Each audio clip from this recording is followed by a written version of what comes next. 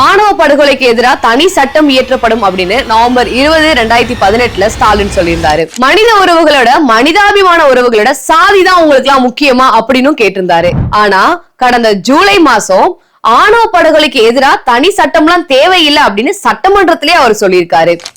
நான் முன்பு தெரிவித்தபடி இது போன்ற குற்றங்களில் வழக்குகளை முறையாக நடத்தி குற்றவாளிகளை சட்டத்தை முன்னிறுத்தி தண்டனை பெற்றுத் தருவது என்பது புதிய சட்டங்களை ஏற்றுவதை விட சரியானதாக இருக்கும் என்று இந்த அரசு கருதுகிறது. ஆட்சிக்கு வரதுக்கு முன்னாடி ஒரு அறிக்கை விட்டுட்டு வந்ததுக்கு அப்புறம் வேற பேச்சு பேசுறாரு. ஒருவேளை ஸ்டாலின் மாடல் ஆட்சி இந்த ஆணவ படுகொலைக்கு துணை போகுதோ? சமூக நீதிமான் அப்படின்னு மார்த்தட்டிட்டு இருக்கக்கூடிய ஸ்டாலின் ஆட்சி தொடர்ந்து நடந்து வந்துகிட்டு இருக்கக்கூடிய இந்த ஆணவ படுகொலைக்கு என்ன பதில் சொல்ல போகுது? வரப்போற 2026 தேர்தலையும் இதே மாதிரி பொய்யான வாக்குறுதிகளை கொடுத்து மக்களை ஏமாத்த போறாங்களா? இல்ல மக்களை ஏமாத்துறதுதான் ஒரு கொள்கையாவே வச்சிருக்காங்களா? முன்னாடி இல்லாத அளவுக்கு அதிக அளவிலான சாதிய ரீதியிலான தாக்குதல் நடக்குதே ஏன் அப்படின்னு யாராவது கேள்வி கேட்டா அவங்களுக்கு ஒரு பதவியை கொடுத்து அவங்கள ஆஃப் பண்ணிடுறாங்க.